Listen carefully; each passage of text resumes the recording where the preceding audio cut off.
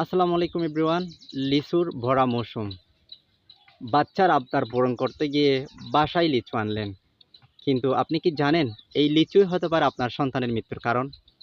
হ্যাঁ, আপনার কাছে এটা হাস্যকর মনে হলেও এটাই সত্যি। এই বছরের মে মাসেই আপনার আমার মতো অনেক সন্তান এইরকম লিচু খেতে গিয়ে গলায় লিচু আটকে গিয়ে প্রাণ হারিয়েছে। এখন আপনাদের প্রশ্ন হতে পারে, তাহলে কি আমরা লিচু খাবো না?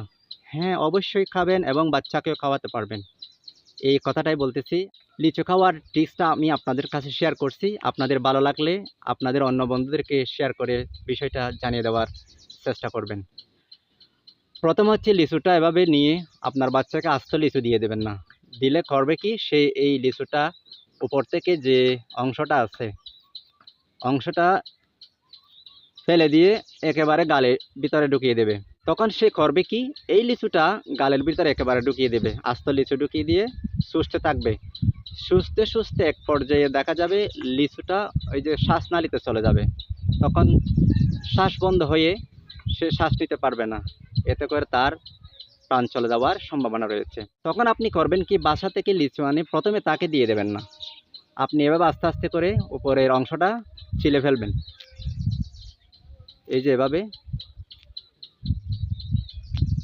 এভাবে পুরা লিচুটা এভাবে ছিলে ফেলবেন। ছিলে ফেলার পর এভাবে ছোটো ছোটো টুকরা করে ফেলবেন।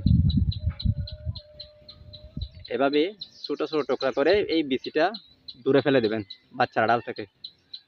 এভাবে ছোটো ছোটো করে তাকে কোনো একটা পাত্রে দেবেন।